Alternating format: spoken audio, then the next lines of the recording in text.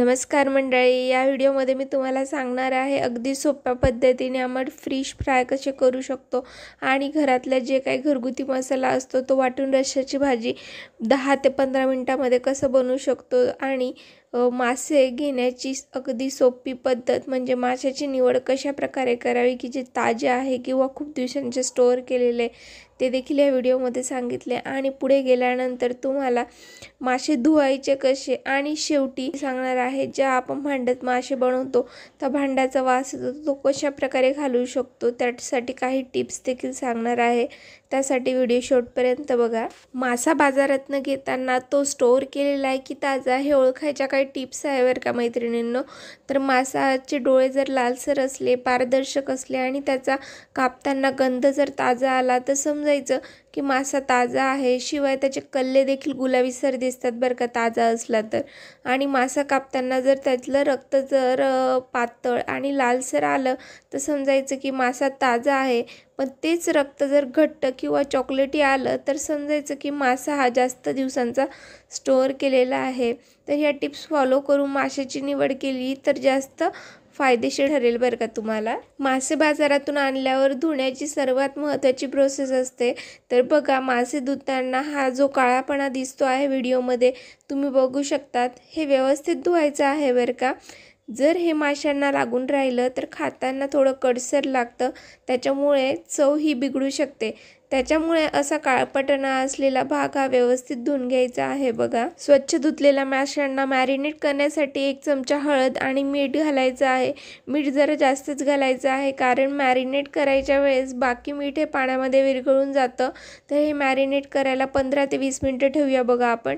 तर जेवढं जास्त वेळ ठेवणार तेवढी चव चांगली लागेल। तर आता आपण मॅरिनेट करून हे झाकून ठेवूया। मॅरिनेट होते तोपर्यंत आपण मसाला बनवून घेऊया। तर मसाला बनवण्यासाठी इथे भरपूर सारा लसूण, लाल तिखट, कोथिंबीर आणि जिरं लागणार आहे।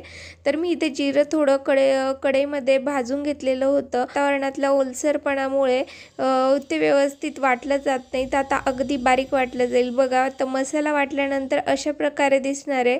जर तो बारीक वाटला जात नसेल तर थोडं पाणी घाला म्हणजे लवकर वाटला जाईल। तर बघा फिश फ्रायसाठी या तुकड्यांमधून आता जाडसर आणि गोल आकाराचे आपण तुकडे फ्राय करण्यासाठी काढणार आहे म्हणजे ते तुटणार नाही आणि छान रसाळ लागतील बरं का। तर आता कढई किंवा पॅनमध्ये फक्त आपल्याला 2 टेबल स्पून एवढं तेल टाकायचं आहे आणि गॅस मंद आचेवर ठेवायचा आहे बघा। त्यात मासे ठेवून 5 ते 7 मिनिटांनी मासे एका साईडने व्यवस्थित वाफले जातील तर ती साईड पलटवा आणि परत दुसरी साईड आपण झाकण झाकून वाफू द्यायची आहे अगदी कमी तेलामध्ये आणि झाकण ठेवून 5 ते 10 मिनिटांमध्ये 10 मिनिटं ही खूप झाले बरं का मैत्रिणींनो। तर 5 ते 7 मिनिटांमध्ये आपले मस्त मासे हे शिजून जातील। आता वाफलेल्या माशांना थोडं मसाल्याचा फ्लेवर देऊया। त्यासाठी त्यावर घरगुती लाल तिखट आणि थोडा चाट मसाला, लिंबू, इथे मी मीठ घालत नाही आहे कारण आपण मॅरिनेट करायच्या वेळेस ऑलरेडी मीठ घातलेलं आहे, तर हे लक्षात ठेवा। आणि गार्निशिंगसाठी कोथिंबीर घालून पुन्हा 2 ते 5 मिनिटांसाठी आपल्याला वाफेवर ठेवायचं आहे। तर आता मी ते गॅस बंद ठेवला बरं का मैत्रिणींनो। तर या पद्धतीत मासा तेलकटही होत नाही, जास्त हेल्दी राहतो आणि मसाल्यांचा फ्लेवरही छान शोषला जातो बरं का। इथे 2 चमचे तेलामध्ये आपले मस्त मासे फ्राय करून झालेले आहेत। तर ह्याच तेलामध्ये रश्श्याची भाजी बनवण्यासाठी पॅनमधले मासे हे एका डिशमध्ये काढले आणि आता त्याच पॅनमध्ये थोडं तेल अजून वाढवून घ्यायचं आणि भाजी बनवण्यासाठी बघा तेल व्यवस्थित तापू दिलं। तर त्यात मिक्सरमध्ये वाटलेला मसाला आपल्याला घालायचा आहे। एकदम तेल गरम हवे बरं का इथे। जर कोमट तेलामध्ये जर घाला तर भाजीला चव येणार नाही। तर हा मसाला आपल्याला मस्त तेल सुटेपर्यंत आणि त्याचा फ्लेवर येईपर्यंत परतून घ्यायचा बरं का मंडळी। तर बघा जेव्हा तुम्ही भाजी बनवाल तर या मसाल्याचा एकदम घरभर सुगंध येईल, त्यावेळेस तुम्ही समजायचं की आता आपला मसाला व्यवस्थित भाजला गेला आहे। तर तेल सुटेपर्यंत आणि फ्लेवर येईपर्यंत आपल्याला मसाला भाजून घ्यायचा आहे इथे। आता हळूहळू मसाल्याला तेल सुटतं आहे। तर तेल सुटलेल्या मसाल्यामध्ये माशाचे तुकडे ठेवून एक महत्त्वाची टिप फॉलो करायची आहे ज्याने तुमच्या भांड्याला वास येणार नाही। तर बघा सर्व तुकडे ठेवून झाल्यानंतर त्यावर व्हिडिओमध्ये ज्या प्रकारे मसाला टाकला जातो आहे त्याप्रमाणेच टाकून घ्यायचा आहे, म्हणजे भांड्यांना माशाचा वास येणार नाही। तर एका साईडने मसाला टाकून झाल्यावर ती साईड खाली करायची आणि वरच्या साईडने मसाला टाकून घ्यायचा बरं का मैत्रिणींनो। माशाची भाजी करताना डोकं घातल्याचा जो रस्सा असतो त्याला खास चव येते आणि पौष्टिकता देखील येते बरं का मैत्रिणींनो। या रश्श्याची खरी मजा हवी आहे ती म्हणजे माशाच्या डोक्यामध्ये। माशाचं डोकं घातलं की भाजीची चव ही दुप्पट वाढते, कारण त्यातलं तेल आणि पौष्टिक घटक असतात ते रश्श्यामध्ये मिसळतात, त्यामुळे रसाला खास सुगंध आणि घट्टसरपणा येतो बघा। मसाल्यामध्ये मासे व्यवस्थित फ्राय करून झाल्यावर या स्टेजला भाजीमध्ये आपल्याला थोडंसं कोमट पाणी सोडायचं आहे। तर कोमट पाणी सोडल्यामुळे काय होणार आहे, भाजीला तेल मस्त सुटेल, शिवाय मसाल्यांची चव टिकून राहील आणि भाजीला तेलही त्या साळण सुटल्यामुळे भाजीला तरी खूप छान येईल।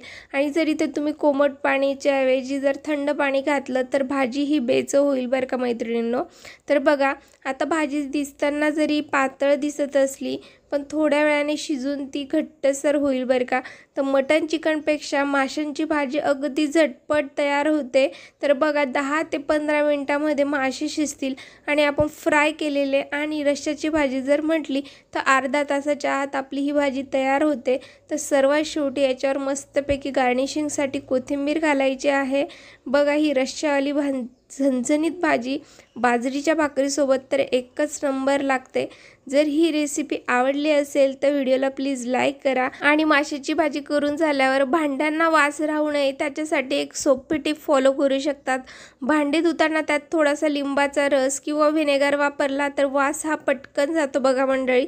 तर व्हिडिओ शेवटपर्यंत पाहिल्याबद्दल तुमचे खूप खूप धन्यवाद आणि आजची टिप कोणाला माहिती होतं हे मला कमेंट करून नक्कीच सांगा। पुन्हा भेटूया लवकरच, बाय बाय।